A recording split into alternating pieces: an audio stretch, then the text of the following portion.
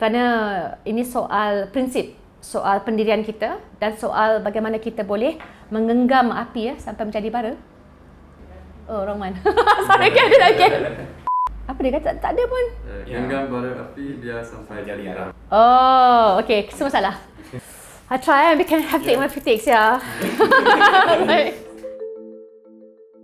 Assalamualaikum warahmatullahi wabarakatuh. Salam hormat. Saya Nurul Izzah Anwar, seorang aktivis politik. Saya merupakan graduan kejuruteraan, melanjutkan pengajian dalam bidang hubungan antarabangsa dan alhamdulillah berpeluang mewakili rakyat kawasan Lembah Pantai tahun 2008 dan bagi kali ini menawarkan diri untuk Permatang Pauh. So wish me luck. Undang-undang ini tiang seri kenegaraan. Saya sangat percaya untuk membina demokrasi dan pentadbiran yang baik, kita perlu memulakan dengan langkah memperkenalkan undang-undang yang baik. Jadi sebagai anggota Parlimen Pembangkang, saya membawa 7 rang undang-undang persendirian. Ada TVET ya, untuk memastikan ia lebih berintegrasi dan tersusun untuk pelajar ya, memasuki aliran-aliran tertentu. Saya juga mahu memansuhkan Akta Hasutan, memastikan kita tidak lagi berada dalam keadaan darurat dan 6 bulan selepasnya diluluskan oleh kerajaan. Jadi itu merupakan antara undang-undang yang penting. Kedua adalah sudah tentu undi 18 ya. Saya fikir bila kita melihat, saya dulu umur 18 tahun terpaksa menyuruk-nyuruk kempen tapi tak boleh mengundi. Sekarang 18 tahun, semuanya dapat memilih masa depan. Dan undang-undang yang saya fikir yang belum lagi terlaksana, yang telah saya siapkan juga adalah untuk memansuhkan Akta Pencetakan Penerbitan Media Process and Publications Act, kerana kita mahu media yang tidak mampu dan mudah digerunkan oleh mana-mana pihak sekalipun. Apapun, saya fikir undang-undang yang patut diperkenalkan dengan lebih awal. Ini last point adalah langkah-langkah sementara COVID. Ingat kan? Ataupun dalam termanya disebut force majeure. Force majeure ini kalau ada kontrak yang tak adil, orang dibuang, diusir, sewa yang terlalu tinggi, walaupun rakyat sedang hadapi krisis ekonomi sebagaimana diperkenalkan oleh Singapura, sewajibnya diperkenalkan berbulan-bulan lamanya lebih awal oleh Malaysia untuk melindungi rakyat daripada akibat kontrak yang tidak adil dan sebarang bentuk oppression ataupun tekanan. Jadi saya fikir itu mungkin satu undang-undang yang saya rasa terlalu lewat diperkenalkan oleh kerajaan ketika itu. Soalan yang sangat baik sebenarnya. Saya fikir ini adalah antara lumrah dalam demokrasi yang terpaksa kita hadapi ya, ataupun depani. Kalau dilihat di negara-negara luar, pembentukan sebarang gabungan itu adalah kiranya salah satu penggerak atau tonggak kepada demokrasi yang matang. Dan sudah tentu kita tak boleh halang sepenuhnya. Akta anti lompat itu baik ya. Saya fikir itu permulaan yang baik, tapi mahu tidak mahu kebolehan untuk kita membina kerajaan gabungan memang terletak juga kepada keupayaan parti-parti politik mengambil kira kerusi-kerusi parlimen yang telah dimenangi. Jadi untuk memenangkan, kalau anda bersetuju ya dengan dasar tertentu oleh mana-mana gabungan tertentu, sebaiknya lah kita dapatkan sebanyak kerusi yang mungkin ya. Jadi ini mengurangkan kebarangkalian. Dasar itu berubah secara drastik walaupun gabungan lain dibentuk. Jadi pada saya pertamanya, walaupun tidak ideal, lumrah demokrasi ia masih lagi satu langkah yang positif. Apa beza dengan Sheraton? Beza Sheraton adalah seolah-olah kita membuang janji pilihan raya, membuang terus mandat rakyat yang telah diseragamkan menerusi kerajaan yang telah terbentuk. Jadi kurang-kurang itu tidak mungkin lagi berlaku. Yang kedua adalah pengikat ataupun syarat-syarat lain. Contohnya dalam Parti Keadilan Rakyat, parti saya, syaratnya jauh lebih mengalahkan Akta Anti Lompat. Kita kena tanda tangan bond jaminan, tak boleh langsung melompat. Kita kena tantangani perjanjian nak bagi sebahagian daripada gaji kepada parti. Dan ketiga, kita juga kena tantangani perjanjian untuk mendeklarasikan aset kita yang lebih ketat senarannya berbanding dengan kalau kita hantar kepada kerajaan satu ketika dahulu. Jadi pada saya, ini adalah satu proses yang memperbaiki mutu dan juga kualiti mana-mana ahli parlimen yang dipilih, tapi gabungan tersebut ia bukanlah ideal, tapi ia masih lagi memberi ruang kepada rakyat untuk mendapat jaminan bahawa kerajaan yang mereka pilih ataupun gabungan yang mereka pilih itu akan mewakili idealisme dan juga dasar yang telah diperjuangkan terlebih dahulu. So that's why bila kita buat pilihan, kita kena faham sistem first past the post di Malaysia. Dia bukan proportional representation, maksudnya kita masih terikat, kena pastikan mana-mana blok menang besar. Bukanlah itu ideal. Maksud saya kerana implikasinya, maka dasar dia dibentuk oleh blok tersebut. Bila mereka menang, majoriti mudah ataupun sebagaimanapun dapat dilaksana dalam bentuk dasar. Saya hanya nak tambah satu perkara positif saja, iaitu selepas krisis Sheraton, desakan rakyat, ramai parti politik atau banyak parti politik merasa tekanan isu-isu berkait dengan pengenalan gaji minima dan bantuan yang tak mencukupi untuk IKS kerana 98% perniagaan kita dibebankan terhadap IKS. Mereka lah penyumbang utama, tapi dana dan bantuan tidak langsung menggambarkan realiti ini. Maka untuk mengangkat ekonomi, sebenarnya sektor-sektor ini harus diangkat bersama dengan pekerja juga, termasuklah pengenalan undang-undang untuk melindungi pekerja gig yang lebih menyeluruh. Jadi pada saya, semua ini sebenarnya sudah menjadi satu peringatan yang diberikan kepada rakyat diberikan oleh rakyat kepada parti-parti politik.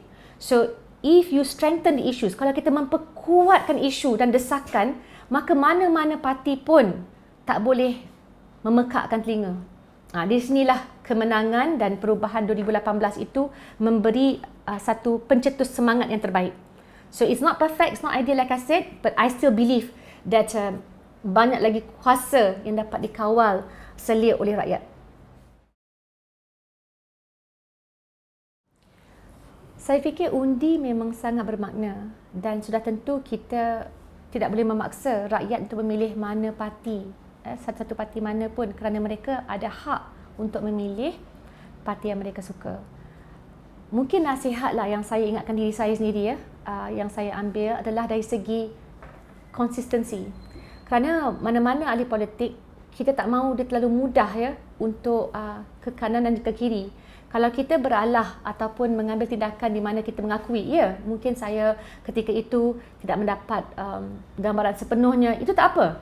Tapi proses komunikasi dan keterbukaan itu diteruskan dengan pengundi. Pada saya itu lebih penting supaya saya boleh terus mempercayai dan merasa yakin dengan pilihan pemimpin yang saya buat. Nah, kedua, yang masalah apa? Bila ada pemimpin yang sudah menunjukkan track recordnya mudah mengkhianati ataupun mudah melupakan tanggungjawabnya kepada organisasi asal. Tak kiralah mana parti sekalipun, kerana the tendency untuk mengkhianati organisasi itu, sama ada syarikat, dia selalunya berulang lagi. Itu kebimbangan saya. Jadi walaupun saya katakan di Malaysia ada banyak parti yang bertanding yang mahu mengajak rakyat untuk mengundi, tapi ini menjadi satu prasyarat lah kalau mereka tak boleh saya yakini untuk mudah saja dijual beli, itu masalah. Kerana ini soal prinsip, soal pendirian kita dan soal bagaimana kita boleh menggenggam api sampai menjadi bara. Oh, wrong one. Sorry, again. Are you sure? Menggenggam bara sampai... No. Jadi arang. Is Let me just Google that. I think kita punya bahasa semua kita praktis sesama. Apa dia kata? Tak ada pun. Genggam bara api biar sampai jadi arang. Oh, okey. Semua salah. So, menggenggam bara api sampai menjadi arang. Okey. So, ni kita buat lagi. Sorry Pertama, undi ini adalah satu kuasa yang sangat penting untuk kita memastikan mana-mana kerajaan ataupun pimpinan dipilih ataupun tidak. Dan saya tahu ramai rasa kecewa. Ini juga satu keadaan di mana kita sendiri melihat undi kita seolah-olah dirampas menerusi percaturan politik dan kuasa. Tapi alhamdulillah ada beberapa perubahan yang diperkenal, dan hari ini juga saya boleh katakan begini. Bila kita mengundi untuk dasar, khususnya yang kita tawarkan dalam Pakatan Harapan adalah untuk memperkasa TVET. Ramai orang bercakap tentang TVET. Tapi bila saya mengusulkan rauh undang-undang bagi TVET dan latihan industri, ia memastikan kesemua kuasa untuk akreditasi TVET ini dipusatkan, bukan dikuasai oleh mana-mana kementerian semata-mata. Jadi, impak ini menjadikan kualiti akreditasi dan laluan bagi pelajar mudah untuk masuk. Apakah kesannya? Saudara-saudari, sekarang ini kita bercakap tentang generasi TVET. Selepas pandemik, bukan sahaja pelajar yang mungkin tidak berminat dengan SPM, tapi mereka merupakan tenaga kerja yang harus mendapat reskilling ataupun upskilling supaya mampu bekerja dalam sektor yang memudahkan mereka mendapat mobiliti dan kerjaya dengan bayaran yang memadai. Sama juga ya, bila kita bercakap tentang pekerja dalam sektor TVET, pekerja gig dan sebagainya, mereka juga perlu mendapat akses kepada latih tubi supaya dalam 2 tahun, 3 tahun gaji mereka boleh naik dan mudah untuk mereka mudah untuk mereka hidup dengan lebih berkualiti berbanding sebelumnya. Jadi kalau kita memilih mana-mana parti politik yang tidak mempunyai ataupun tak cakna tentang kesungguhan politik ya untuk melaksanakan perubahan ini, jadi we will have more of the same. Tambah pendidikan. Saya memang terkejut kerana Malaysia mengalami penutupan sekolah yang tertinggi di rantau Asia Pasifik. Ini sesuatu yang sangat-sangat mengecewakan, termasuklah penutupan institusi dan kolej TVET. Jadi bila ini berlaku, di manakah boleh generasi muda mendapatkan akses sama ada maklumat, kurikulum dan pembelajaran yang mencukupi? This is a national crisis. Jadi pada saya, bila kita mahu mengusulkan sesuatu perubahan, di sinilah undi kita boleh memaknai tawaran tersebut.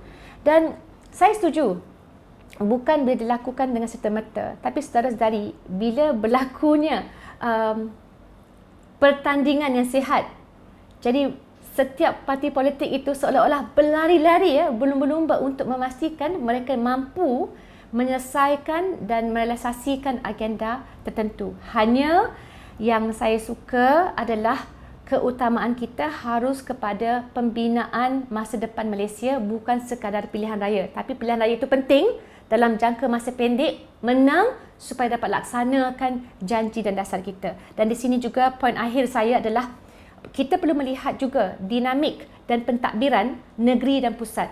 Kerana sekarang ini terlalu banyak pengkhususan kepada apa yang berlaku di peringkat pusat, tapi mungkin boleh kita nilaikan, saya cuba dulu kan nilaikan pentadbiran negeri Kedah dengan segala insentif yang diberikan oleh negeri Selangor ya. Bila kita letak dan Pulau Pinang, kita letak side by side, sebelah menyebelah, baru rakyat nampak ada ke dasar untuk anak yang baru lahir ya, dasar untuk atau program dan bantuan untuk mereka yang masuk universiti. Samalah kepada mereka yang meninggal dunia. Jadi this is from dipanggil what's the word?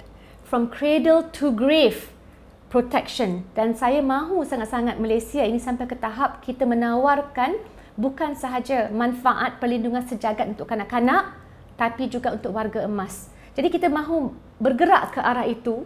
Dan akhirnya kalau tak undi, memang kita tak mampu untuk mengubah dasar bagi melengkapkan perlindungan untuk semua. What else can I add on undi ya? Ni penting. Saya sebagai salah seorang anggota jawatankuasa PAC semasa memegang jawatan ahli parlimen ya. Dan dalam PAC, saya sendiri mengaudit sistem sama ada touch and go. Ya, yang kalau kita nak lekat tu tangan kita kena seolah-olah menjadi lebih panjang daripada sebelumnya supaya dapat dikesan oleh ya magnet tersebut. Tapi isunya saya nak bagi tahu, it goes back to adakah mana-mana sistem, mana-mana software yang kita pilih itu dipengaruhi oleh mereka yang paling layak mendapat projek ataupun mereka yang paling kenal dengan si pemberi projek. Sama jugalah dengan sistem dalam immigration. Siapa yang pernah beli tiket KTM?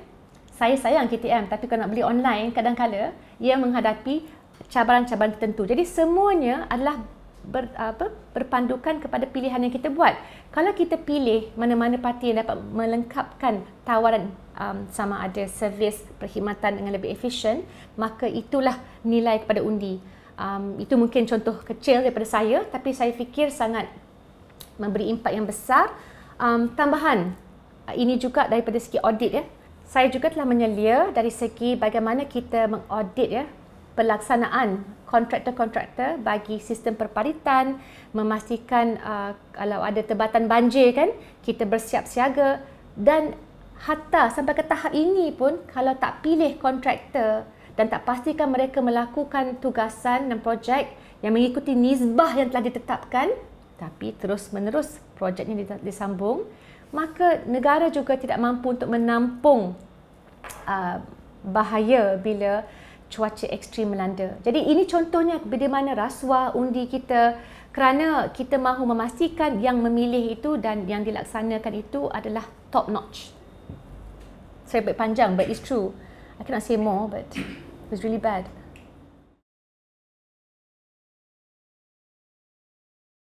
I wanted to start with a joke, but I'm not sure if it's appropriate. But can you imagine you married someone, you think it's Prince Charming, and he turns out to be actually Dracula, right? I think being very idealistic in life is important, but at the end of the day, it's also very important to understand that in terms of politics, in terms of governance, bahasa Inggeris, sorry. I was like, sorry. No, but it's true. Sometimes you think you're marrying like Prince Charming, but he's not Prince Charming. He's just a dude in suits. I mean,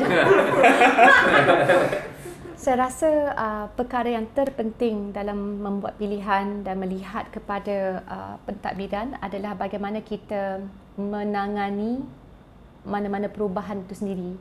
Contohnya, kita tentunya mempunyai pengharapan yang tinggi, tapi mahu tidak mahu dari segi pentadbiran tidak semuanya dalam hidup ini sempurna. Jadi dalam prinsip yang saya selalu pegang is fastabiqul khairat, iaitu kita berlumba-lumba untuk membuat kebaikan, dan dia susah untuk bermula dengan tahap kita rasa kita perlu sempurna dahulu sebelum kita boleh berbuat sesuatu. Jadi pada saya sekarang perbezaannya apa? Dah ada pentadbiran berlainan oleh mana-mana parti di peringkat negeri. Saya tak nak guna peringkat pusat kerana pada saya belum cukup satu penggal. Jadi walaupun kita ambil maklum banyak kekecewaan dilahirkan, tetapi untuk kita membandingkan, yang terpenting di sini adalah rakyat tu dah mampu untuk menukar kerajaan mana sekalipun. Jadi it is always a work in progress. Kita pun sebagai manusia samalah dalam organisasi. Saya sendiri pernah rasa kecewa kerana pada saya kenapa tidak seperti yang saya gambarkan kan. Dah buat kita cuba 1 kali, 2 kali, 3 kali dan rasa okey, kenapa tidak berjaya sebagaimana kita harapkan. Tapi di sinilah kita perlu berasa, pertama berlapang dada, kedua mensyukuri usaha dan memperbaiki. Ia sebagai satu ingatan dan kita kena perbaiki untuk langkah-langkah seterusnya. Ya, saya fikir semuanya merupakan satu proses. Memang kita tahu kita nak semua perkara berlaku dan perubahan berlaku dengan cepat, tapi pada masa yang sama, saya fikir secara fasa berfasa kita dapat sampai kepada kejayaan 2018. Ia bukan tiba-tiba berlaku pada tahun 2018 ya. Pada mulanya tahun 2008 ya, kita deny 2/3 majority, kita nafikan ya 2/3 majority oleh kerajaan yang ada. Kemudian kita bergerak kepada 2013 di mana undi popular telah dimenangi oleh Pakatan Rakyat ketika itu, dan selepasnya 2018 sampailah menang di peringkat Kerajaan Persekutuan. Jadi sama juga dalam segi gabungan, mana-mana parti kita perlu memenangi hati rakyat, dan pada saya masalahnya kalau kita masih lagi bergantung pada kegagalan sedia ada, memang tak majulah kita ke depan. Dan bukan kita katakan semua masalah akan selesai, tapi pada masa yang sama kita memberikan peluang kepada gabungan lain untuk menawarkan dan mentadbir. Kalau kita mahu, selepas satu penggal, boleh saja membuat pilihan lain. Tapi inilah roda putaran bagi mana-mana parti dan mana-mana negara. Yang penting adalah kita jangan putus asa. Proses pembinaan masa depan, pembinaan bangsa ini memang mengambil masa. Saya pun tak sangka sejak tahun 2008 masuk dalam politik sampai sekarang masih lagi berkecimpung. Tapi Alhamdulillah kerana pada saya, kurang-kurang saya dapat melaksanakan kajian pelbagai bentuk kemiskinan di setiap sudut bersama Profesor Fatimah Kari yang tak dapat saya lakukan sebelumnya. Saya dapat juga melihat pelaksanaan iSuri untuk semua suri rumah yang diperkenalkan oleh mantan Timbalan Perdana Menteri. Jadi dasar-dasar ini dahulu tidak dibicarakan dengan meluas. Jadi ini adalah langkah positif. Adakah ia perfect dan cukup? Tentunya tidak. Dulu pun orang tak bercakap tentang undang-undang Akta Gangguan Seksual. Saya rasa sebagai seorang wanita yang ada anak lelaki, anak perempuan, ini adalah satu anjakan paradigma yang sangat positif buat negara Malaysia dan juga undang-undang lain untuk melindungi masyarakat, wanita dan juga kanak-kanak kita dan juga lelaki. Jadi pada saya banyak perkembangan positif dan sudah tentu kita rasa kecewa dengan kejatuhan mata wang, kita rasa kecewa dengan tidak cukupnya peluang untuk merancangkan industri dalaman dan insentif yang tidak memadai. Tetapi pada masa yang sama kita tahu mana yang kita mahu pergi, mana yang perlu kita tuju untuk lebih berjaya dalam 5-10 tahun yang mendatang. Dan di situlah saya fikir kejayaan-kejayaan kecil ini membantulah memberikan saya semangat. Sebelum nak bagi semangat pada orang, kita kena semangat dulu dan tidak ada apa-apa yang kita buat sebagai seorang manusia yang memang sia-sia. Tidak. Every effort counts. Dan kalaupun sekecil mana, kurang-kurang kita boleh beri liputan, kita boleh beri kesedaran untuk sama-sama mengingatkan. So that's how I see it. Kalau dulu, ini nak sebut dalam BFM, mana boleh keluar media arus perdana. Sekarang kurang-kurang mereka terpaksa memberi liputan juga, sama ada dalam utusan, berita harian ataupun TV3. Ia satu perkembangan yang positif. Sekali lagi saya sebutkan, tidaklah sempurna, tapi Malaysia is worth fighting for. Sebenarnya betul, dalam pemerintahan Pakatan Harapan, kita dah letakkan batu asas kepada banyak undang-undang yang diperkenalkan dan diluluskan bawah kerajaan terkini. Contohnya undang-undang Akta Gangguan Seksual, ada anti-stalking law, kita juga ada undi 18 dan juga undian untuk registration, automatic voter registration yang pada saya tak boleh saya bayangkan semasa tahun 2017. Tapi berlaku, maksudnya tak perlu kita gundah gulana, semua dapat keluar untuk mengundi. Yang terpenting juga buat saya adalah perlindungan sosial, dimulakan oleh mantan TPM, iSuri untuk suri rumah. Salah satu bentuk penghargaan yang sekarang dilebarluaskan oleh KWSP untuk memastikan lebih ramai orang dapat menikmati perlindungan dan caruman. Tapi saudara-saudari, saya rasa yang penting di sini untuk melihatnya dari segi jangka masa yang lebih panjang. Memang kadang-kadang rasa kena urut dada jugalah, rasa kecewa kan. Lembu punya susu sapi dapat nama. Tapi pada saya yang penting adalah kita buat perkara yang penting untuk Malaysia. Kita laksanakan perkara yang baik untuk Malaysia. Itu prasyarat. Jadi apa pun insya-Allah rakyat dapat menilai. Hanya kita kena pastikan bila kita berbuat sesuatu ia ada impak yang positif, kita ada perancangan yang baik dan cara berkomunikasi. Kerana pada saya kalau kita tidak berkomunikasi, kita tidak mengkhabarkan dan ada je sinergi dengan pihak berkepentingan. Contoh untuk pengenalan gaji minima. Sekarang wow, tiba-tiba Barisan Nasional sebut 1,500. Dulu saya ingat lagi dalam perbahasan menolak bulat-bulat. Jadi ia bermula dengan mantan Menteri Sumber Manusia memulakan perbincangan dengan pihak-pihak industri dan juga perniagaan kecil-kecilan supaya mereka tidak terlalu tertekan kalau diperkenalkan serta-merta sebagaimana dibuat sekarang.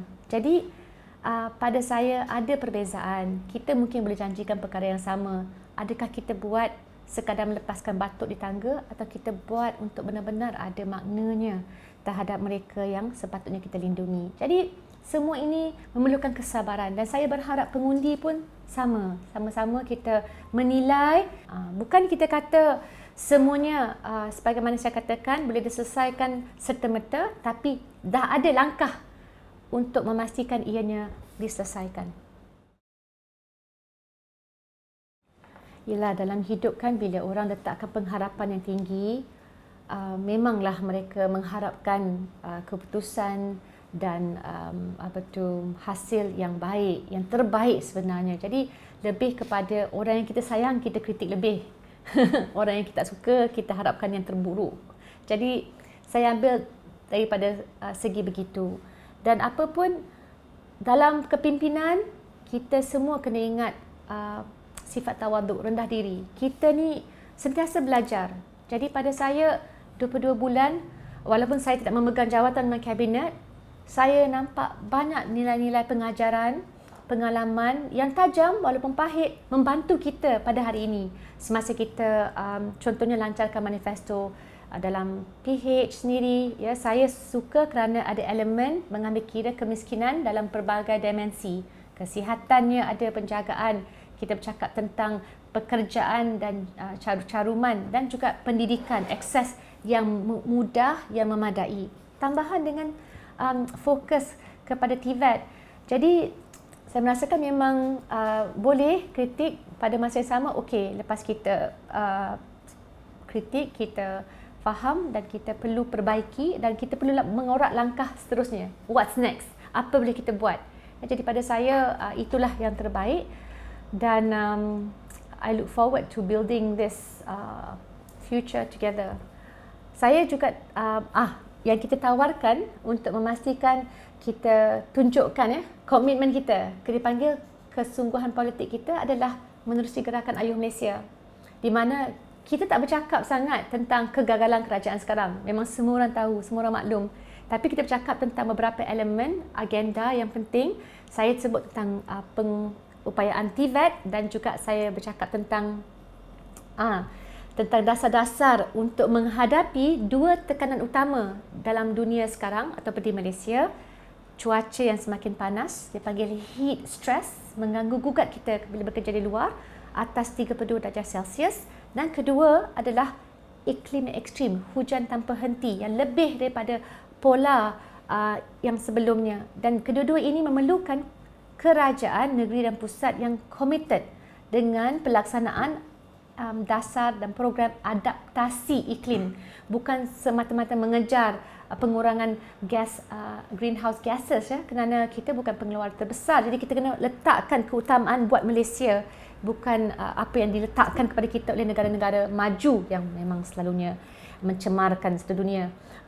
Tapi bila kita bercakap dan kita katakan ini sebenarnya agenda nak menang kerajaan hanyalah satu cara untuk melaksanakan agenda-agenda ini, saya nampak minat daripada orang ramai. Jadi saya harap kita dapat terus melaksanakan program-program kerana ia akan juga melibatkan masa. Contohnya 30 hari pertama, 100 hari pertama, kemudian setahun pertama.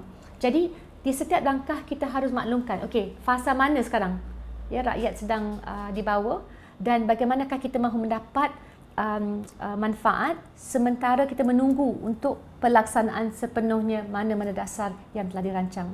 Kita ada rancangan Malaysia ke-12 kan? Tapi adakah kita benar-benar maklumkan kepada rakyat apakah bentuk program untuk membawa ke the end ataupun poin terakhir? Ini pada saya belum dicernakan sepenuhnya. Tapi insya-Allah inilah yang mahu kita buat. Jadi dalam gerakan Ayuh Malaysia, dalam trak-trak kita bawa, saya memberi gambaran walaupun di negeri Kedah isu climate change, iklim yang ekstrim adalah isu yang memang dirasakan sepenuhnya oleh orang tempatan dan menjadi isu dalam pilihan raya dan sepatutnya menjadi undi yang kita pilih nanti. Saya paling suka mungkin dipanggil Universal Child Benefit atau manfaat kanak-kanak sejagat kerana daripada awal tahun 2013 lagi saya telah merujuk kepada laporan UNICEF dan laporan-laporan yang wujud untuk melihatkan kepada kekurangan nutrisi anak-anak kita. Dan anak-anak ini selalunya dalam keluarga-keluarga B40 ataupun keluarga-keluarga yang daripada berpendapatan rendah, mereka adalah golongan yang paling dipanggil berisiko. Ya, mereka tidak ada ruang untuk dijaga kecuali kalau ada warga dewasa yang membantu mereka. Jadi berlakulah banyak-banyak tekanan. Kita tahu semasa PKP kejadian keganasan rumah tangga, keganasan terhadap anak-anak naik, melonjak tinggi.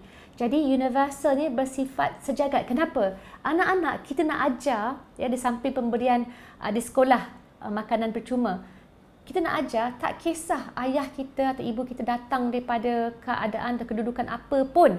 Di sekolah kita semua ada hak yang sama, keupayaan yang sama untuk meningkat menikmati mobiliti sosial. Maksudnya we can make it, tak kisah ayah dan ibu datang daripada mana sekalipun. Jadi semangat itu harus menjadikan mereka merasakan ada prinsip keadilan sosial itu hidup segar bugar. Jangan kita rasa golongan keluarga berpendapatan tinggi ada hak yang lebih. Nehi kabinehi, tidak sama sekali. Kita kena pastikan di sekolah dan menerusi manfaat, ya, yang universal sejagat sebegini sebagaimana disaran oleh Khazanah Research Institute. Saya harap kita dapat mengubah persepsi dan memberi pelaburan tinggi kepada anak-anak. Ini dibuktikan dalam banyak-banyak kajian seluruh dunia. Kalau kita melabur dengan makanan yang cukup, ya, perlindungan cukup, insya-Allah di masa depan mereka jauh lebih berjaya berbanding dengan teman yang tidak mendapat perlindungan sedemikian. Isu nutrisi bukan sahaja terpaksa dialami oleh kanak-kanak daripada keluarga B40 dan M40, tapi juga keluarga berpendapatan tinggi, obesiti. Jadi kita nak mulakan kesedaran ini untuk mengubah masa depan. Itu my favourite item, makanan percuma di sekolah. Kerana ingat, saya sendiri semasa di Lembah Pantai, kita bawa anak-anak untuk memberi tuition kepada mereka yang mungkin gagal dalam peperiksaan. Antara sebab utama dia sebut kenapa tak nak pergi sekolah. Makan pun tak cukup, ya. Ibu dan ayah ada masalah tertentu. Jadi di sekolah lah tempat kita memberi insentif, ya, di mana mereka boleh mendapat makanan dengan zat besi yang memadai. Hopefully, ya. Itu my favourite. Dan saya harap dapat dilaksanakan because perkara ini sebenarnya kita kena labur untuk masa depan dan untuk anak-anak, semua anak-anak di Malaysia. Sebagaimana saya sebutkan tadi, kita belajar daripada pengalaman lampau, kita insaf dan kita tahu bahawa apa yang kita mahu tawarkan kali ini haruslah membina daripada pengalaman terdahulu dan juga memenuhi aspirasi dan harapan rakyat. Mahu tidak mahu, bila dah memegang jawatan di peringkat pusat dan negeri, haruslah datang, ya, dengan dasar yang berpandukan bukan saja kajian, kepakaran dan impak yang terbaik. Maka atas dasar itulah, ya, kita sangat berhati-hati dan saya fikir jawatan kuasa manifesto mengambil kira keutamaan-keutamaan tertentu untuk dimasukkan bagi tawaran kita kepada rakyat. Malaysia sekarang dalam persimpangan, jadi mahu tidak mahu kita tidak banyak masa.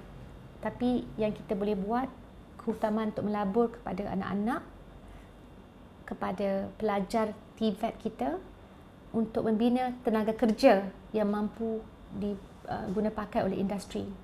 Kita juga harus ambil kira ada beberapa karenah birokrasi, ya, sama ada di immigration yang juga disebut dalam manifesto. Kerana ini mengambil kira pengalaman rakyat, ya. Saya juga pernah menghadapi cabaran yang sama, rakyat biasa. Jadi sama-sama kita mengangkat, termasuk dengan kerjasama, ya, pihak kaki tangan kerajaan yang juga bekerja keras. Tapi kita cuba menunjukkan bahawa inilah komitmen bagi memudahkan dan memperbaiki berbanding dahulu kehidupan rakyat sehari-hari.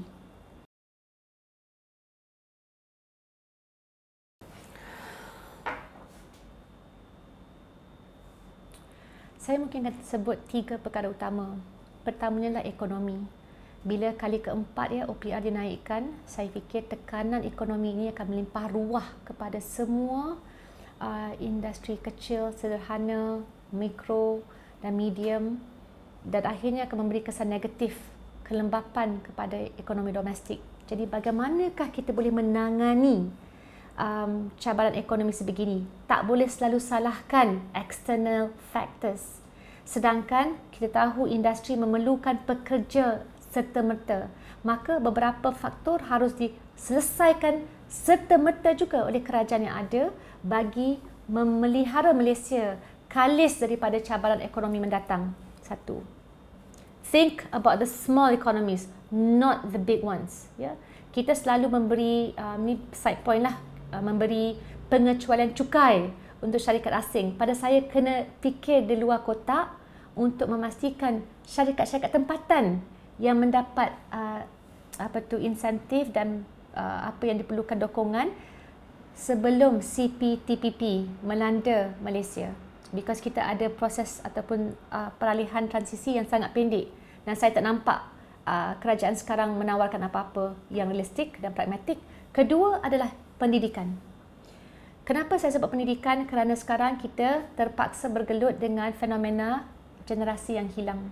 Mereka yang tak dapat bersekolah masa pandemik, hilang minat semasa pandemik.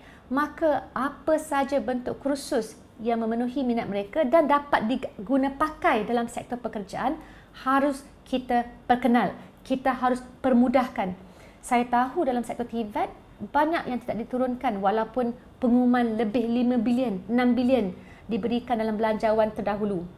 Saya rasa akhirnya the proof of the pudding adalah penurunan kepada college-college, latihan dan kurikulum yang dipendekkan supaya mereka boleh cepat serap dan laksana, dan harus diperkenal dalam belanjawan pun, dalam manifesto pun kita tawarkan, harus diperkenal dalam manifesto ditawarkan program TVET daripada peringkat sekolah lagi. Ini sangat penting kerana dia mengambil kira tenaga kerja.